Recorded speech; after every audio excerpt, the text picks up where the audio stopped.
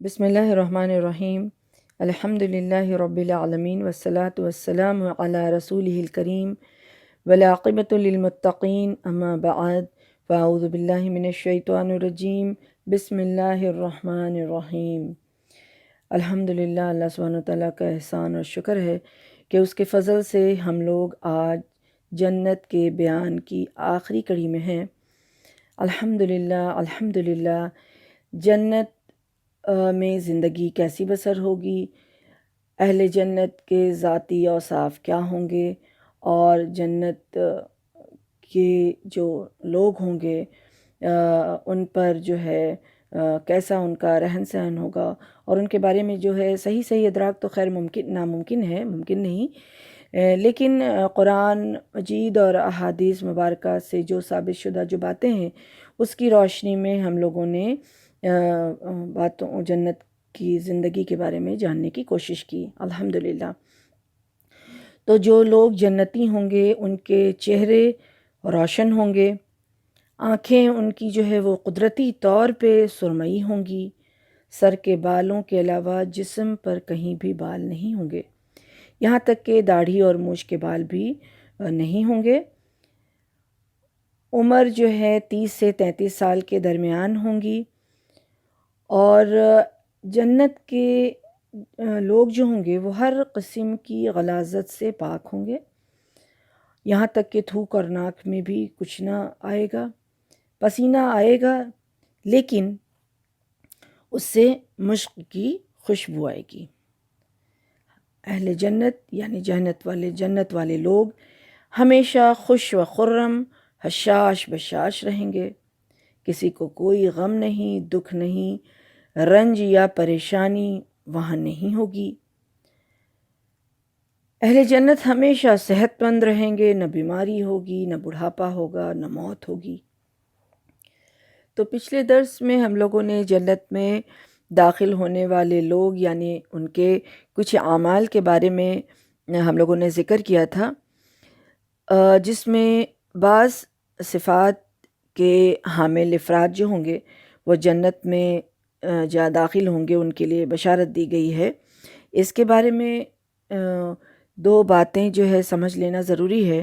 پہلی بات یہ ہے کہ جو صفات بیان کیا گیا، جس عمل کے بارے میں بتایا گیا، تو اس کا مطلب یہ ہرگز نہیں ہے کہ ان صفات کے علاوہ کوئی اور ایسی صفت نہیں جو جنت میں لے جانے والی نہ ہو، بلکہ اور بھی صفات ہیں، لیکن انہی صفات کے بارے میں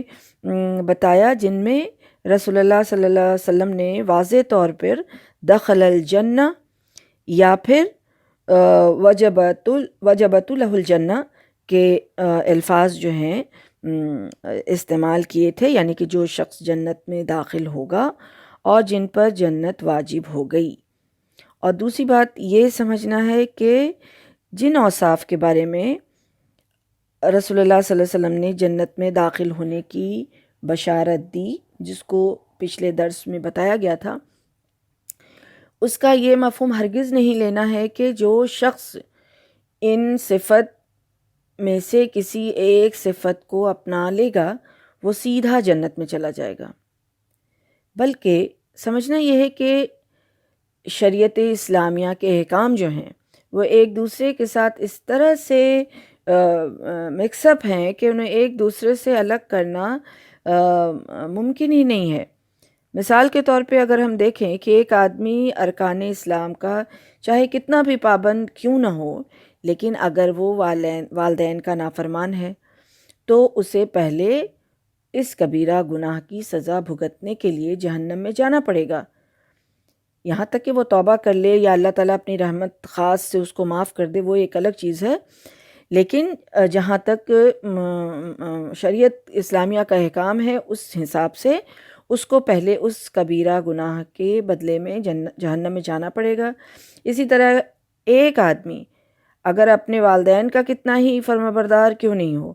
لیکن اگر وہ نماز کا پابند نہیں ہے، وہ نماز کو چھوڑنے والا ہے، تو نماز کی سزا بھگتنے کے لیے وہ جہنم میں وہ جائے گا، اس کو جانا پڑے گا، چاہے وہ توبہ کر لے یا اللہ تعالیٰ اپنی رحمت سے اسے معاف فرما دے۔ تو یہ چیزیں جو ہے اس کو سمجھنا ہے، یا پھر یہ سمجھنا ہے کہ ان جو حدیث کا مفہوم بتایا گیا اور جو اعمال جو ہم لوگوں نے دیکھا، وہ یہ ایسا ہے کہ جو شخص عقیدہ توحید پر ایمان رکھتا ہے، ارکان اسلام کو جو ہے وہ پوری طرح سے بجا لانے کی کوشش کرتا ہے، حقوق العباد ادا کرنے میں کسی قسم کی کوتاہی سے کام نہیں لیتا، کبائر سے یعنی کبیرہ گناہ سے بچنے کی ہر ممکن کوشش کرتا ہے، ایسا شخص جو ہے وہ ان اوصاف کا میں سے کوئی اوصاف اس کے اندر ہے موجود، یعنی کہ ویسے عمل کو کرنے والا ہے، خاص عمل جو بتایا گیا تھا، تو اس سے اگر کوئی جو ہے وہ نادانستہ گناہ جو ہے اس سے اگر کوئی سرزد ہو جاتے ہیں تو اللہ سبحانہ وتعالیٰ اس کو معاف فرما کر کے پہلے ہی مرحلے میں اسے جنت میں داخل فرمائیں گے اور اسے جہنم کے عذاب سے محفوظ رکھیں گے۔ اور دوسرا اس کا مفہوم یہ بھی ہو سکتا ہے کہ جن لوگوں میں یہ صفت موجود ہوگی، کوئی بھی ایک اگر موجود ہے، تو کبیرہ گناہ کے بدلے میں جہنم میں گئے بھی تو پھر آخر میں ان کو اللہ تعالیٰ ان صفت کی وجہ سے جہنم سے نکال کر جنت میں ضرور داخل فرما دے گا، جیسا کہ رسول اللہ صلی اللہ علیہ وسلم ایک حدیث میں فرماتے ہیں کہ کسی شخص کسی وقت وہ شخص کو جہنم میں کسی وقت بھی ایک شخص جو ہے وہ جہنم سے نکال دیا جائے گا جس نے خلوص دل سے لا الہ الا اللہ کہا ہوگا اور اس کے دل میں صرف چونٹی برابر بھی بھلائی ہوگی، یا پھر دوسرے حدیث میں آتا ہے کہ تکبر نہیں ہوگا، لیکن بہرحال مطلب بتانے کا یہ ہے کہ ایسے اعمال کرتے رہنا ہے اور اس کے پہلے جو ہے وہ توحید کا خیال رکھنا ہے کہ توحید پر ہو، اور اسلام کے جو ارکان ہیں ان کو پورا کرے، حقوق العباد کی جو ہے اس کو پورا کرنے کی کوشش میں کرتا رہے، اور زیادہ جو ہے اس طرح کے عمل کو اپنی زندگی میں لائے تاکہ اللہ سبحانہ تعالیٰ جو ہے اپنی رحمت سے جنت میں داخل فرما دیں بغیر جہنم میں بھیجے ہوئے۔ اور جو ہے کچھ لوگ ایسے ہوں گے جو جنت میں تو جائیں گے لیکن ان میں کبیرہ گناہوں کی وجہ سے، ان کے اندر جو کبیرہ گناہ ہوں گے جن کی وجہ سے اپنے اپنے گناہوں کی سزا بھگتنے کے لیے پہلے جہنم میں ان کو جانا پڑے گا اور اس کے بعد جنت میں وہ داخل ہوں گے۔ اس کے بارے میں آج انشاءاللہ ہم لوگ تھوڑا دیکھیں گے۔ اور کچھ لوگ ایسے ہیں جن کے بارے میں رسول اللہ صلی اللہ علیہ وسلم نے جنت کی بشارت دی دنیا میں ہی، تو ہمیں چاہیے کہ ان کی زندگی کے بارے میں، ان کی سیرت کو ہم پڑھیں اور جانیں کہ آخر ان کے اعمال کیسے تھے۔ جیسے کہ جنت میں ہم سب جانتے ہیں کہ سب سے پہلے رسول اللہ صلی اللہ علیہ وسلم داخل ہوں گے، اور حضرت ابو بکر صدیق رضی اللہ عنہ، حضرت عمر فاروق رضی اللہ عنہ، ان کے بارے میں آتا ہے کہ وہ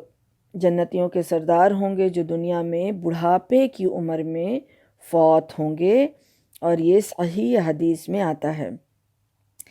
کہ یہ دونوں حضرات بڑی عمر میں فوت ہونے والے مسلمانوں کے جنت میں سردار ہوں گے، چاہے وہ اگلی امتوں میں سے ہوں یا پچھلی امتوں میں سے ہوں، سوائے انبیاء اور رسولوں کے۔ اور دوسری طرف آتا ہے کہ حضرت حسن رضی اللہ عنہ اور حضرت حسین رضی اللہ عنہ جنت میں ان لوگوں کے سردار ہوں گے جو جوانی کی عمر میں فوت ہوئے ہوں گے، یہ ترمذی کی روایت میں آتا ہے۔ اور اسی طرح سے 10 حضرات جو تھے رسول اللہ صلی اللہ علیہ وسلم نے دنیا میں ان کے جنتی ہونے کی بشارت دی، جنہیں ہم سب عشرہ مبشرہ کے نام سے جانتے ہیں، اور ان میں بھی ابو بکر صدیق رضی اللہ عنہ، عمر رضی اللہ عنہ، عثمان رضی اللہ عنہ، علی رضی اللہ عنہ، طلحہ رضی اللہ عنہ، زبیر رضی اللہ عنہ، عبد الرحمن بن عوف، سعد بن ابی وقاص، سعید بن زید، ابو عبیدہ بن جراح جیسے صحابہ کے بارے میں رسول اللہ صلی اللہ علیہ وسلم نے ایک دفعہ میں ہی جنت میں جانے کی بشارت ان لوگوں کو دی تھی۔ ترمذی کی روایت میں یہ آتا ہے، تو یہ عشرہ مبشرہ کے نام سے جانے جاتے ہیں۔ اسی طرح سے خدیجہ رضی اللہ عنہا کو نبی کریم صلی اللہ علیہ وسلم نے جنت میں گھر کی بشارت دی، اور اسی طرح سے حضرت عائشہ رضی اللہ عنہا کو رسول اللہ صلی اللہ علیہ وسلم نے ان کو بھی جنت میں گھر کی بشارت دی۔ اسی طرح سے جو ہے اور بھی اصحاب جیسے اصحاب بدر اور اصحاب شجر جنتی ہیں، ان کے بارے میں رسول اللہ صلی اللہ علیہ وسلم نے بشارت دی جنت کی۔ اسی طرح سے جو ہے مریم بنت عمران، حضرت فاطمہ رضی اللہ عنہا بنت محمد صلی اللہ علیہ وسلم، حضرت خدیجہ رضی اللہ عنہا زوجہ محمد صلی اللہ علیہ وسلم، اور حضرت آسیہ رضی اللہ عنہا زوجہ فرعون، ان لوگوں کو جنتی خواتین کی سردار کہا گیا، جیسا کہ صحیح حدیث میں آتا ہے کہ حضرت جابر رضی اللہ عنہ کہتے ہیں کہ رسول اللہ صلی اللہ علیہ وسلم نے فرمایا، جنتی خواتین کی سردار مریم بنت عمران رضی اللہ عنہا کے بعد حضرت فاطمہ رضی اللہ عنہا، حضرت خدیجہ رضی اللہ عنہا اور حضرت آسیہ رضی اللہ عنہا فرعون کی جو بیوی ہیں، وہ سب جو ہیں جنتی خواتین ہیں۔ تو طبرانی کی روایت میں یہ آتا ہے جو صحیح ہے۔ تو بہت سارے ایسی ہستیاں گزری ہیں جن کے بارے میں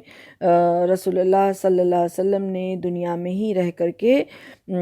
ان کے بارے میں جنت کی بشارت دی۔ تو ہمیں چاہیے کہ ہم ان کے اعمال کیسے تھے، ان کی زندگی کیسے تھی، ان کے اوصاف کیسے تھے، اس کو جاننے کے لیے ہمیں ان کی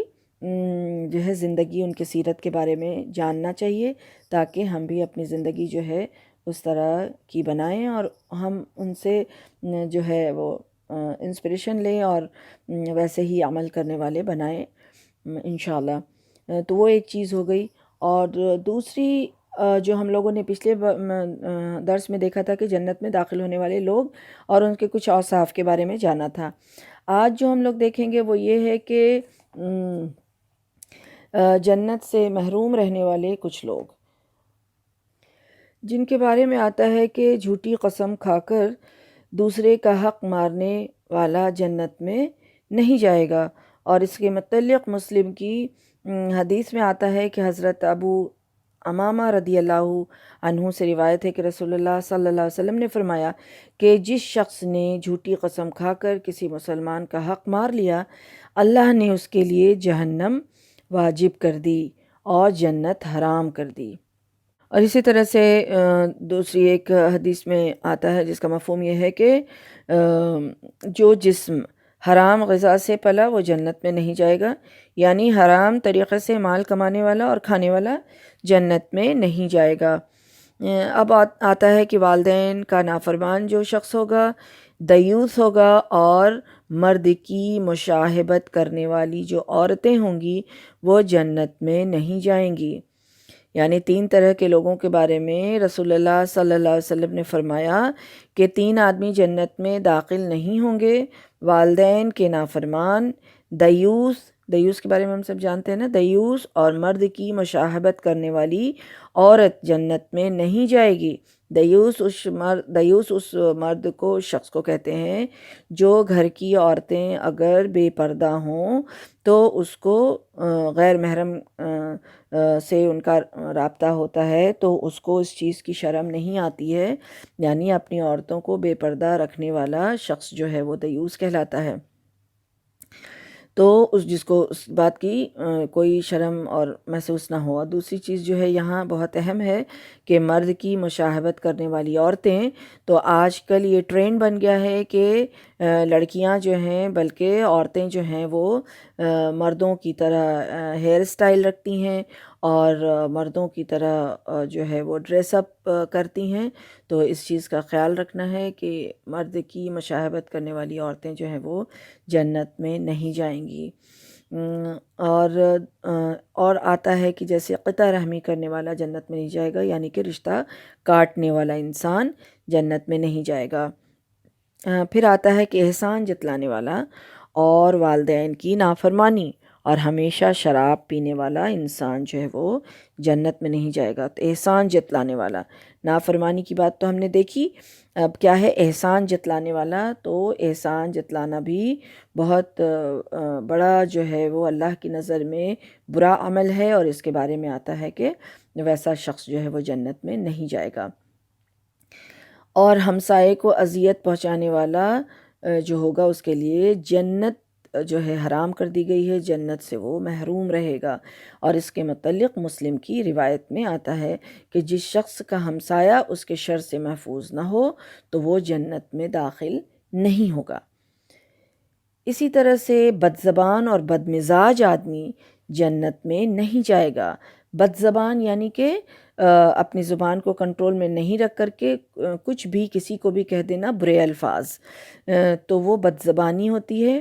اور بد مزاج یعنی کہ جس کا مزاج برا ہو، کہ ہر وقت غصے میں ہیں اور بھلا برا کہتے ہیں، کسی چیز کو برداشت کرنے کی کوشش نہیں کرتے ہیں، سوچتے سمجھتے نہیں ہیں، اور جو ہے وہ ہر بات، ہر چھوٹی بڑی بات پر غصہ کرنا،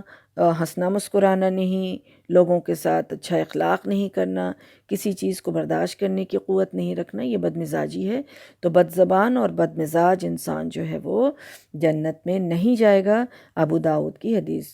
کے مفہوم میں آتا ہے یہ۔ اسی طرح سے تکبر کرنے والا جنت میں نہیں جائے گا، مسلم شریف کی روایت میں یہ آتا ہے۔ چغل خور جنت میں نہیں جائے گا، یعنی اس کی بات اس کو کہہ دیا، اس کی بات اس کو کہہ دیا، تو ویسا شخص جنت میں داخل نہیں ہوگا۔ یہ بھی ابو داؤد کی حدیث کی روایت میں آتا ہے۔ اب اپنے آپ کو جانتے بوجھتے جو ہے وہ کسی کی عادت ہوتی ہے، غلط جو لوگ ہوتے ہیں غیر باپ سے منسوب کرنے والا، کہ میرا باپ یہ نہیں ہے، میرا باپ وہ ہے، تو اس طرح سے اس کے بارے میں آتا ہے کہ جنت اس کے لیے حرام ہے، بخاری کی حدیث میں آتا ہے یہ۔ اور بلا وجہ اگر کوئی عورت اپنے خاوند سے طلاق مانگتی ہے تو وہ عورت جنت میں نہیں جائے گی، وہ عورت جنت میں نہیں جائے گی جو بغیر وجہ کے اپنے شوہر سے جو وہ طلاق مانگتی ہے۔ ترمذی اور ابن ماجہ میں یہ روایت آتی ہے۔ اچھا،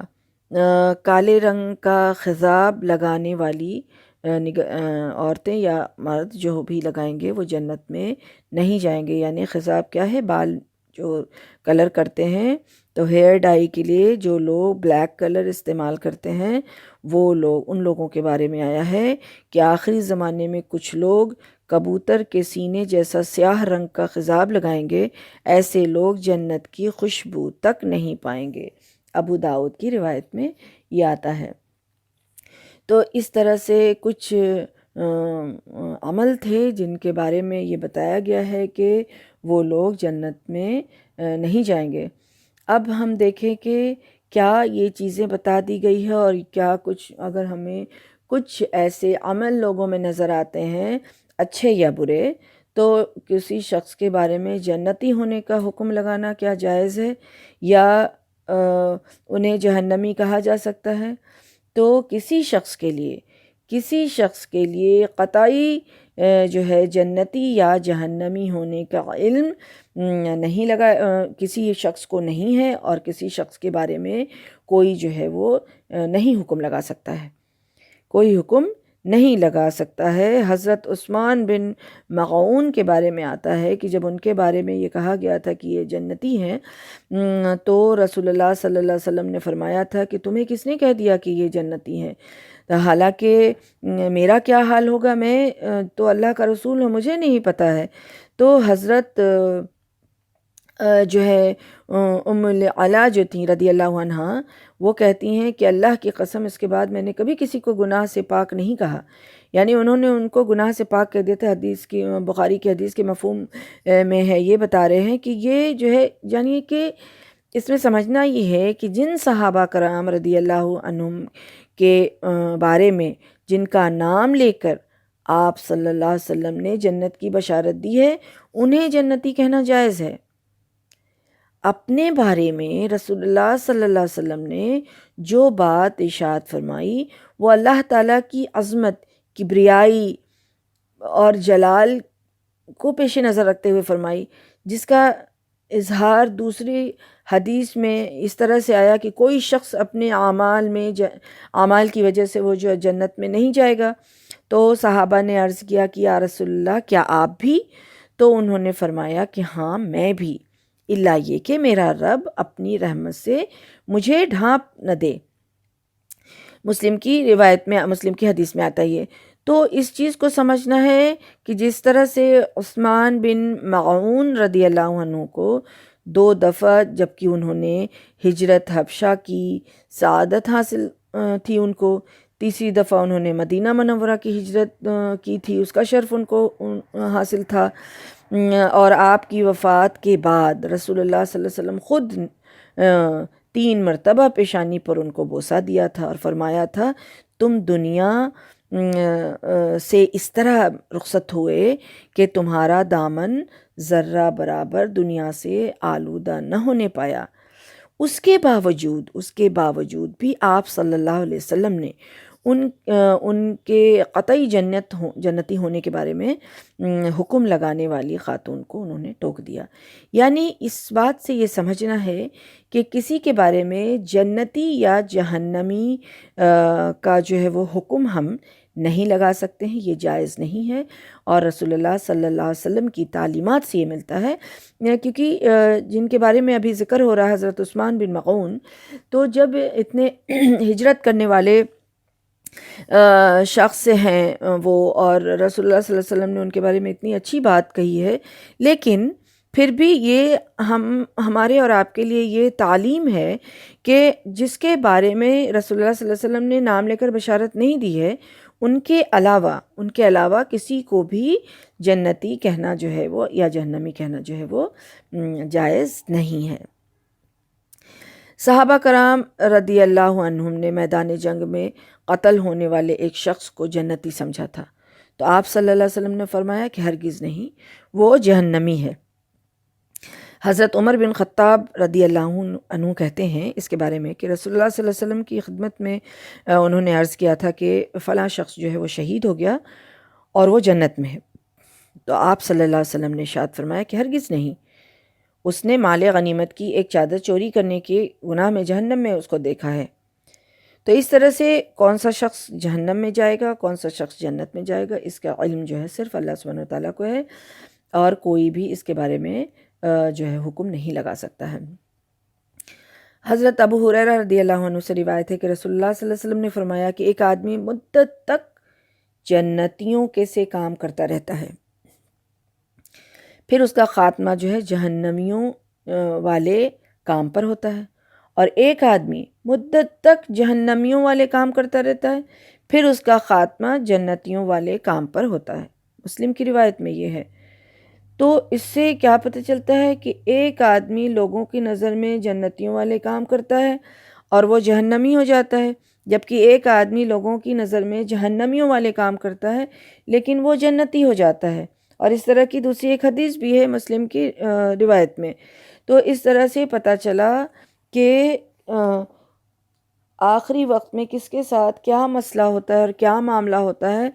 صرف اللہ سبحانہ وتعالیٰ جانتے ہیں، اور اسی بنا پہ اس کو جنت یا جہنم میں ملے گا۔ پوری زندگی وہ کیسا گزارتا ہے،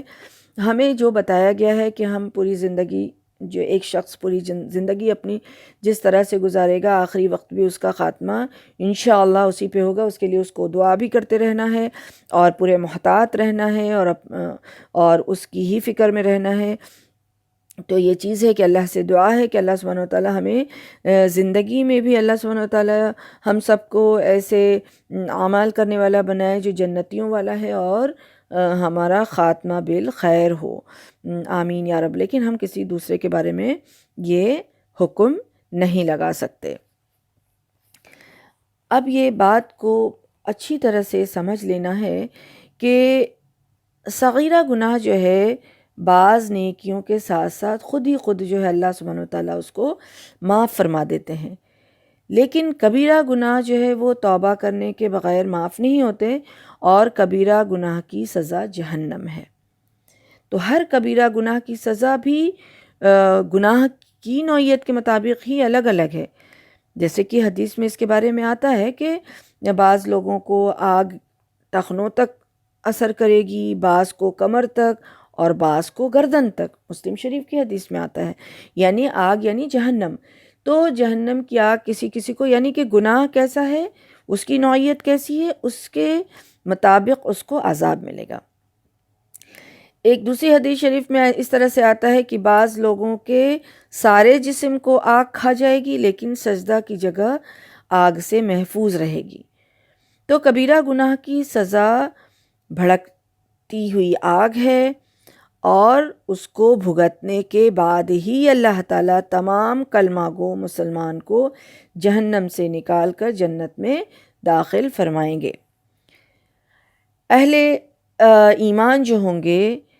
ان کو یہ بات جو ہے نہیں بھولنی چاہیے کہ جہنم کا ایک لمحہ جو ہے وہ تو دور کی بات ہے، اس کی ایک جھلک ہی انسان کو دنیا کی ساری نعمتیں، آسائش اور عیش و عشرت بھلا دینے کے لیے کافی ہے۔ اس لیے ہر مسلمان کو شعوری طور پر یہ کوشش کرنی چاہیے کہ جہنم سے محفوظ رہے اور پہلے ہی مرحلے میں جنت میں داخل ہونے والوں میں شامل ہو۔ اس کے لیے دو باتیں جو ہے سمجھنی ہے، کیونکہ ہر مسلمان یہ توقع رکھتا ہے کہ ہم کلمہ گو ہیں تو ہم جنت میں جائیں گے، اور یہ بات واضح بھی ہے کہ جو کلمہ پڑھنے والا ہے صدق دل سے، جو شرک سے پاک ہے، وہ تو اپنے گناہوں کی سزا کاٹ کر کے اللہ یہ کہ توبہ کر لے یا اللہ سبحانہ وتعالیٰ اس کو معاف کر دیں اپنی رحمت سے، تو وہ جہنم میں اپنی سزا کاٹ کے جائے گا۔ لیکن اس بات پر اطمینان نہیں رہنا ہے، کیونکہ جہنم جو ہے اس قدر خطرناک جگہ ہے کہ اس کا جو ایک جھلک کے بارے میں بتایا جا رہا ہے کہ ایک جھلک مل جائے کسی کو تو دنیا کی ساری نعمتیں اور آسائش اور عیش و عشرت کو بھولنے کے لیے وہ کافی ہو جائے گا۔ تو اس لیے اس بات پر مطمئن نہیں ہو جانا ہے کہ چلو جہنم میں جا کر کے پھر تو جنت میں چلے ہی جائیں گے، تو ایسا نہیں، بلکہ کوشش یہ کرنی ہے شعوری طور پر، یعنی سوچ کر سمجھ کر عقل استعمال کر کے خود کوشش کرنا ہے کہ ہم جہنم سے محفوظ رہیں اور پہلے ہی مرحلے میں جو ہے اللہ سبحانہ وتعالیٰ کی رحمت سے جنت میں داخل ہونے والوں میں شامل ہو جائیں۔ تو دو باتیں سمجھنی ہے۔ ایک بات جو سب سے پہلی بات ہے وہ یہ ہے، پہلی بات یہ سمجھنی ہے کہ کبیرہ گناہ سے بچنے کی جہاں تک ہو سکے کوشش کرتے رہنا ہے، اور اگر کبھی جو ہے انسان ہے غلطی ہو جاتی ہے تو نادانشتہ طور پہ اگر کبیرہ گناہ ہو جاتا ہے تو فوراً اللہ تعالیٰ کے حضور توبہ استغفار کر لینی چاہیے، اور آئندہ کے لیے اس سے بچنے کا پختہ ارادہ کر لینا چاہیے۔ تو یہ پہلی چیز ہے جس کا مجھے اور آپ کو خیال رکھنا ہے انشاءاللہ۔ دوسری چیز یہ ہے کہ ایسے اعمال کثرت سے کیے جائیں جن کے نتیجے میں اللہ تعالیٰ خود صغیرہ گناہ معاف فرما دیتے ہیں۔ ایسے اعمال کثرت سے کرے انسان دنیا میں رہتے ہوئے، تاکہ چھوٹی چھوٹی جو غلطیاں ہوتی رہتی ہیں یعنی صغیرہ گناہ جو ہے اللہ سبحانہ وتعالیٰ خود اس کو معاف کر دیں۔ جیسے مثال کے طور پہ ہم لوگ دیکھیں کہ کہا آتا ہے نا کہ نماز کے بعد کوئی شخص جو ہے جو تسبیح فاطمہ پڑھتا ہے تو اس سے جو ہے گناہ معاف ہو جاتے ہیں، صغیرہ گناہ، اور جو ایک بار لا الہ الا اللہ وحدہ لا شریک لہ لہ الملک و لہ الحمد وہو علی کل شیء قدیر کہتا ہے، یا اللہ تعالیٰ سے جو ہے وہ دعا کرتا ہے، جو نماز کے لیے وضو کرتا ہے تو وضو کرنے سے اس کے اعضاء کے یہاں تک کہ اس کے ناخن کے نیچے کے بھی گناہ جھڑ جاتے ہیں، تو وضو اچھی طرح سے کرنا تو، اور ان چیزوں سے آتا ہے کہ یہ جو تیسرا کلمہ ہے اس کو پڑھنے سے اللہ تعالیٰ اس کے تمام صغیرہ گناہ چاہے وہ سمندر کی جھاگ کے برابر ہی کیوں نہ ہوں اللہ تعالیٰ معاف کر دیتے ہیں۔ تو اس کا اہتمام ضرور کرنا چاہیے کہ نماز پڑھ کے فٹافٹ اٹھ نہیں گئے بلکہ تسبیح فاطمہ پڑھیں، اور یہ جو ہے لا الہ الا اللہ وحدہ لا شریک لہ اس کو پڑھیں، اور دل میں یہ خیال بھی کریں اور دعا بھی کریں اللہ سبحانہ وتعالیٰ کے سے اللہ ہمارے صغیرہ گناہ کو جو ہے معاف فرما دے۔ دوسری حدیث میں اس طرح سے آتا ہے کہ جو شخص بازار میں داخل ہوتا ہے تو بازار میں جو داخل ہونے کی دعا ہے لا الہ الا اللہ وحدہ لا شریک لہ، تو وہ اس کو پوری دعا اس کو پڑھ لے تو اس کو بھی اس کے لیے کتنی بڑی جو ہے خوشخبری ہے ان کے لیے کہ ان کو آتا ہے کہ ان کے لیے 10 لاکھ جو ہے ان کے گناہ جو ہے مٹا دیے جاتے ہیں، اور 10 لاکھ درجے ان کے بلند ہوتے ہیں، 10 لاکھ نیکیاں ان کے اعمال نامے میں لکھ دیے جاتے ہیں۔ تو ان چیزوں، یہ چھوٹے چھوٹے دیکھیے عمل ہے، اور اس کو ہم اپنی زندگی میں ڈھالیں گے تو ہمارے نیکیاں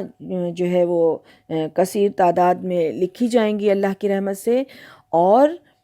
ہمارے چھوٹے چھوٹے گناہ جو ہیں، صغیرہ گناہ جو ہیں وہ معاف ہوتی جائیں گے۔ تو انشاءاللہ پھر آخرت میں ہمارے لیے یہ بہت مددگار ثابت ہوگی۔ اسی طرح سے درود شریف کی فضیلت کے بارے میں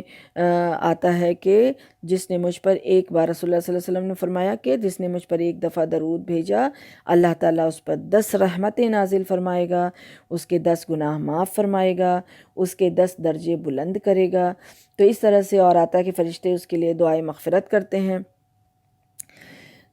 اور پھر ایک حدیث میں آتا ہے کہ نوافل کی فضیلت کے بارے میں کہ ایک سجدہ کرنے سے اللہ تعالیٰ ایک نیکی لکھ دیتے ہیں، ایک گناہ مٹاتے ہیں اور ایک درجہ بلند فرماتے ہیں۔ تو کثرت سے سجدہ کیا کرو، یعنی نوافل جو ہے وہ ادا کیا کرو۔ تو کبائر سے مکمل طور پر پوری طرح سے اپنے آپ کو بچانا ہے، اور مسلسل توبہ استغفار جو ہے صغیرہ گناہوں کو مٹا دینے کے لیے، کبیرہ گناہوں کے لیے تو کرنا ہی کرنا ہے، صغیرہ گناہوں کو مٹانے والے اعمال کثرت پر کرنا ہے، اور پھر اس کے بعد اللہ تعالیٰ کے احسان اور فضل و کرم سے پوری امید رکھنی ہے کہ وہ ہمیں جہنم کے عذاب سے ضرور پناہ دے گا، اور پہلے مرحلے میں انشاءاللہ تعالیٰ جنت میں داخل ہونے والے لوگوں میں شامل فرما دے گا۔ اِنَّهُ هُوَ الْغَفُورُ الرَّحِيمُ، بے شک وہ بڑا جو ہے بخشنے والا، رحم فرمانے والا ہے۔ 3 مرتبہ اللہ تعالیٰ سے جو جنت کا سوال کرتا ہے تو جنت اس کے لیے سفارش کرتی ہے کہ اس کو جنت میں داخل کیا جائے۔ جنت کہتی ہے کہ یا اللہ اسے جنت میں داخل فرما، اور جو شخص 3 مرتبہ آگ سے یعنی جہنم سے اللہ تعالیٰ کی پناہ مانگتا ہے تو اس کے حق میں آگ کہتی ہے یعنی جہنم کہتی ہے کہ اسے آگ سے پناہ دے۔ ترمذی کی روایت میں یہ آتا ہے۔ تو اس سے پتہ چلتا ہے کہ جنت اور جہنم سے، جنت کو پانے کی، جنت کے طلب کرنے کی دعائیں، اور جنت سے پناہ مانگنے، جہنم سے پناہ مانگنے کی دعا جو ہے وہ ہم سب کو کرتے رہنا چاہیے، اور اس کے لیے مسنون دعاؤں میں بہت ساری دعائیں ہیں، تو ان دعاؤں کا اہتمام کرنا ہے۔ اللہم انی اسألک الجنہ، آمین یا رب العالمین۔ اللہ سبحانہ تعالیٰ ہم سب کو جو ہے وہ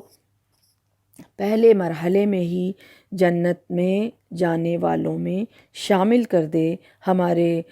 جو ہے صغیرہ کبیرہ گناہوں کو معاف فرما دے، اور ہماری غلطی کوتاہیوں کو اللہ سبحانہ تعالیٰ نظر انداز کر کے اپنی رحمتوں سے ڈھانپ دے، اور ہماری زندگی بھی جو ہے اللہ کی فرمانبرداری میں، ہماری زندگی توحید پر اور اللہ کے بتائے ہوئے شریعت کے مطابق زندگی گزرے، اور پھر خاتمہ بالخیر ہو، اور اللہ سبحانہ وتعالی ہم سب کو سننے اور کہنے سے زیادہ عمل کرنے والا بنا دے، اور ہم سب کو جنت میں داخل ہونے والا بنا دے۔ آمین یا رب العالمین۔ وما علینا الا البلاغ۔